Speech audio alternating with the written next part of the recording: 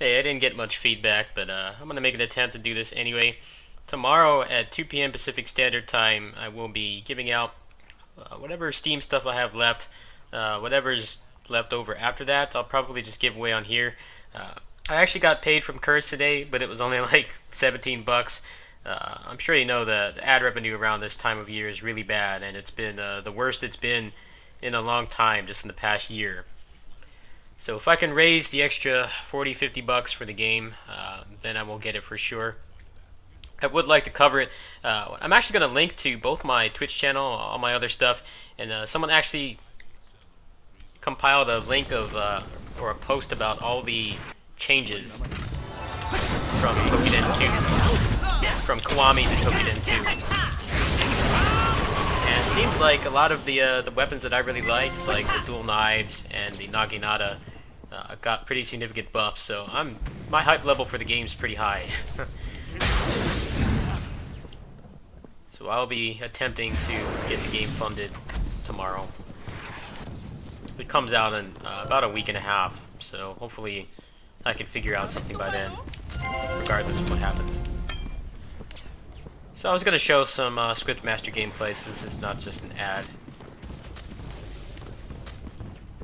I really like his gameplay. I think he's quickly becoming one of my favorite characters, so I'm probably going to dump all the Quest Legendary boxes on him for sure.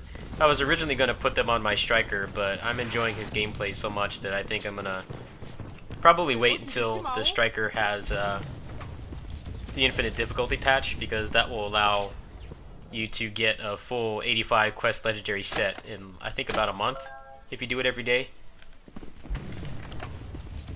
So I think I'm just going to put everything on this guy. Because you can get, I think you can get a full set for like 3 or 4 pieces of a legendary set with just one male mage at level 90.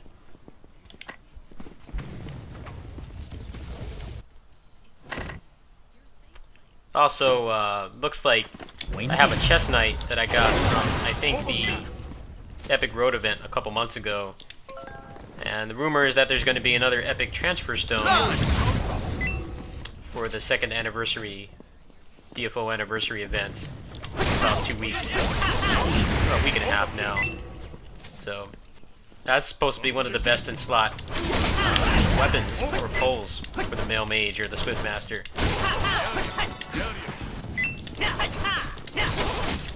Kind of wish I had gotten it to plus 11.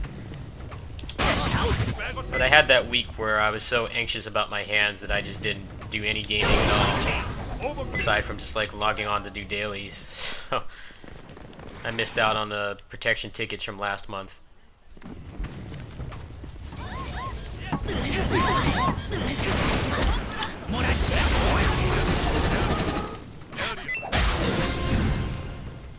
The way that they rebalanced the leveling in this is kind of weird. They removed the difficulty from scenario mode. It's just a base difficulty you can't change. But I'd say around like maybe around Time Gate and Power Station, and especially in Jelva and Pandemonium, the difficulty ramps up quite a bit. So even if you have a pretty geared character, things actually start surviving for longer. I wish that they would find a better balance. A lot of like new people play this and they get turned off because everything gets one shot. But at the same time, the grind before was awful, even though I've always considered the leveling to be the most fun part of this game, because there's no RNG, there's no, being at the mercy of a soul-crushing grind. It's just playing the game. But at the same time, the grind was too bad before, so they decided to do the lesser of two evils and just reduce the leveling curve and the experience so that everybody can get through it. But I still don't care for the end game in this. Now there's a new legend dungeon in the Korean version that's on the test server right now. And that looks pretty cool. That might be something that I attempt whenever it hits DFO. They are starting to add more content that's not piss easy, but also isn't, heavily RNG dependent.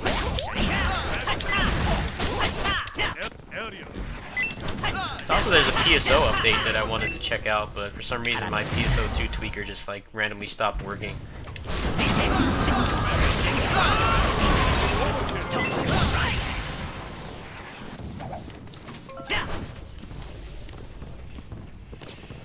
I'm sure if I get the okay to go on vacation for my friends that I'll probably be playing a lot of that because I won't be bringing my computer. I'll only be able to use my friend's computer when he's not there. So when he is there, I'll be on the PS4. My PS4 is pretty much just what you could call an exclusive machine. I only use it for stuff I can't get on PC. Especially now that I've upgraded my video card, my PC is like much better than the PS4. Even though I only have like budget stuff in my rig, it's still better than the PS4. So that tends to be when it gets the most use, when there's an exclusive or I'm traveling. Any other time it just kind of sits in my room. These days there hasn't really been that many exclusives. Most of the exclusives are like big open world stuff that I just have like zero interest in playing, so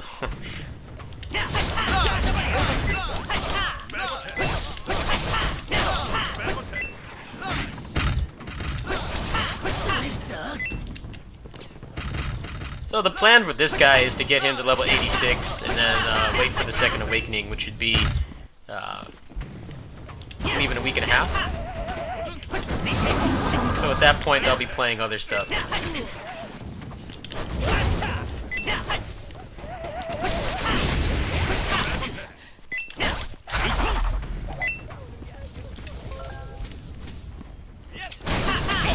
They have a bit of a rotation problem. They don't have that great cooldown on some moves.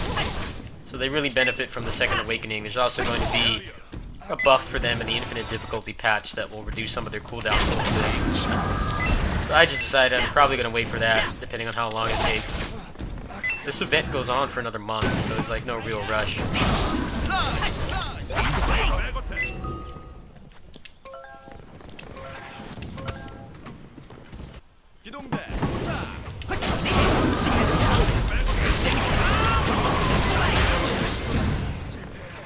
They're actually starting to be able to withstand some damage now.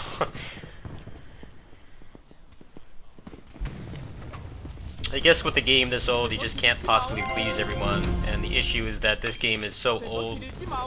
In Korea, pretty much everybody who wants to play it already has like several maxed out characters. Some of which some people actually make a living playing this game. They sell raid parties. Like, they have such broken characters that they can pretty much solo a raid, and they make like, I don't know how much they make, but some of them actually make a pretty healthy amount of money doing it. So when you have that many people at that level that have been playing for that long, I guess the better thing to do was to just make the leveling piss easy. And it does make the game more accessible. It's just the problem is the end game doesn't pull any punches. You have to grind and have a ridiculous amount of dedication. Also, spending a lot of money doesn't like inherently give you an advantage, but it just reinforces the RNG. So someone who can play a lot and spend a lot of money to get demon challenges every day is going to have way more advantage over someone like me. I only cash in this game like maybe every couple months. I think I spent like $10 to get some stuff for this character because I knew that I would like him, but I don't. I'm like the polar opposite of a whale on this game. I like the core gameplay, I just don't like the end game. I've never really cared for raids in anything. They always feel like they're just DPS fest. They're not really about cool combos and stuff like that. Which is what's fun about this game, is having like over 40 unique movesets to play with. There aren't too many other games that can say that.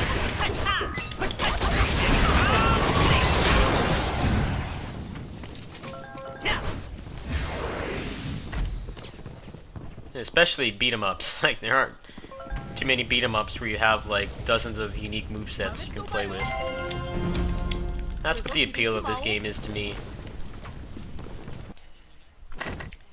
In other news, Critica is apparently getting an English version, like an actual American version, which is pretty exciting. I stopped at that game because even before I had these hand problems, I've never really been able to play keyboard and mouse games for too long. My hands fall asleep way too fast. That's one reason why I stopped at that game, but the other reason was I never really got to use the cash shop, and I think that game has one of those cash shops where if you can't use it, the game's just like 10 times more annoying to play than it would be otherwise. So having an actual American version would make it a lot easier for me to actually cash on it if I decide. I will go ahead and I'll link to that as well. You guys are going to get bombarded with links in this video. They're doing like an email form for the open beta or closed beta or whatever it is. So if you're interested, if you saw my other videos, definitely should get in on that. I don't know when it's going to be. There's no release date on there at all. It just says it's coming soon. There's been some rumors that Closers is going to get an actual American version too, or English version. Because apparently they're scared that the private server for Closers is going to cut to their sales. Which I think is a bit stubborn, to say the least. That private server is actually accepting real money for the cash shop. I can't think of too many people who play private servers that actually put real money into them, and if they do, they don't put a significant amount, because you know that there's a high chance that it will get a cease and desist, which that server probably will. I thought about playing on it, because Closers is a fun game, but after a while I just felt like, why should I waste my time on something that is probably just going to get shut down?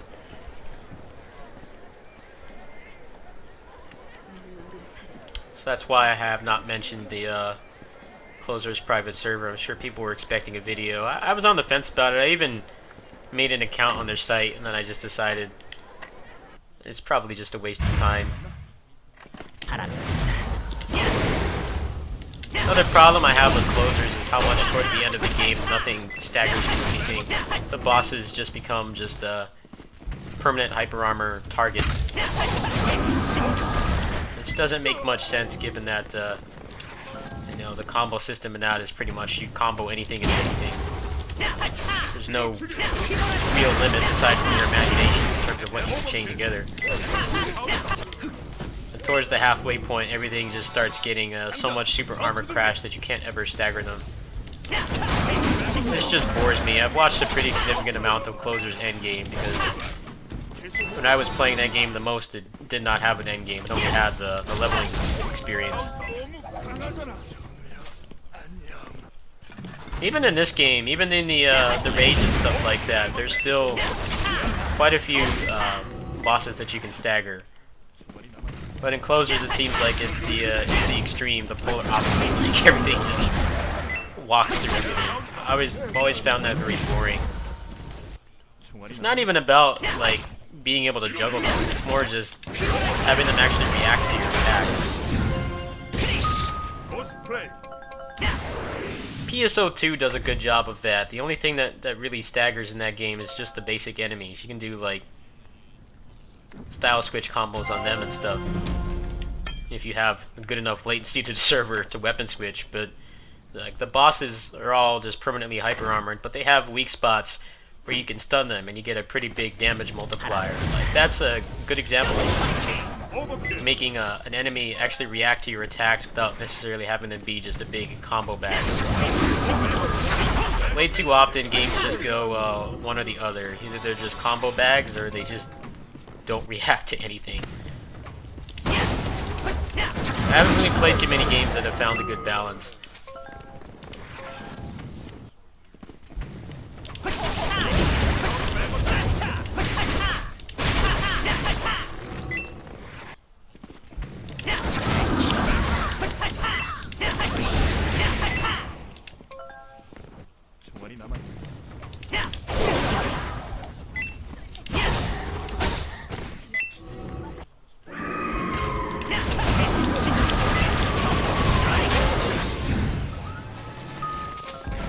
That wind punch is doing like 600k damage.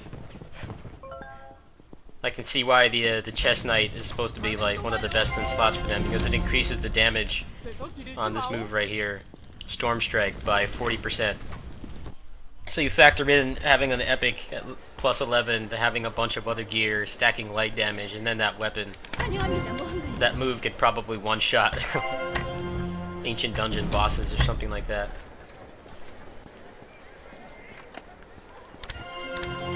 So I've got quite a few things to give away from Humble Bundle. Some good stuff too, not just junk. Quite a few high-profile games. And obviously, as usual with my giveaways, you do not have to support me to get anything. If you just want to come by and hang out, you can win stuff. I didn't want to do a fundraiser for Toukiden 2 at all, but I realized people are going to want guides for it, and I honestly didn't know when I'd have the funds for it. Because next month I'll probably be saving up to go to Fanime, which I normally do every year.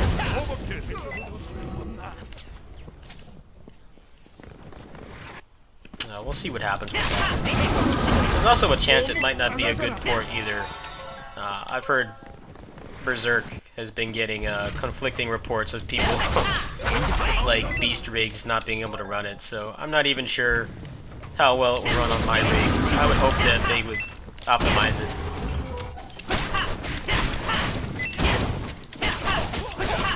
You can bet I'll probably be, if I do get the game funded from helping you guys or some other means, that I'll be testing it out extensively in that first 2 hours, because if it turns out to be a game that you know, runs like crap, then I'm honestly not going to be interested in the PC version. I could easily just get it on PS4 or Vita, not have the 60 FPS, but you know, it would run well. Apparently Toukiden 2 like targeted the Vita version was supposed to be the primary one because of, you know, the whole climate of gaming in Japan. Which is kind of a problem because it has like a quasi open world. So I'll be interested to see how it runs on PC. The requirements on the Steam page are like pretty ridiculous for that kind of game, especially something that runs on PS3 and Vita. But a lot of times that stuff's vastly overstated. Like, they just don't have the a wide range of computers to test it on. I would hope that it would run great. I think Toukiden plays great even at 30 FPS, but the frame rate being double will definitely enhance the experience.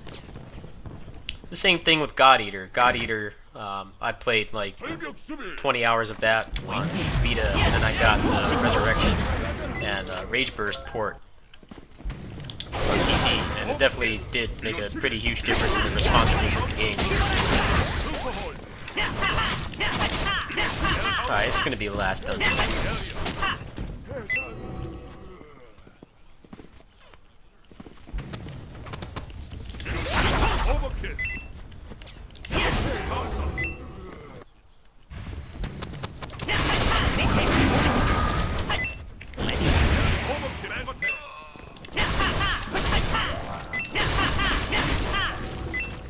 I went the wrong way.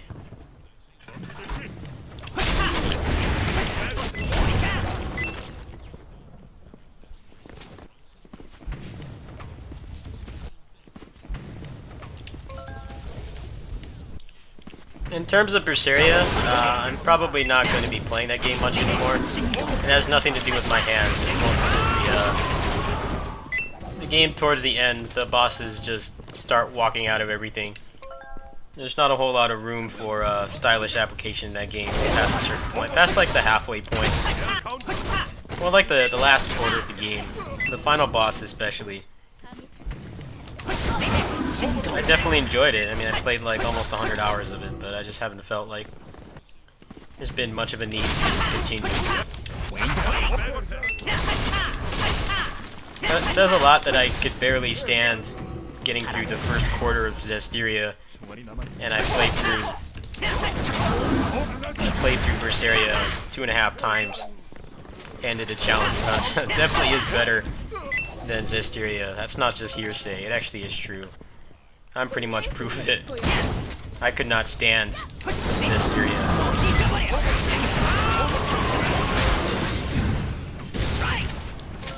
hopefully the Tales game they announced for Switch is more of that kind of return to form.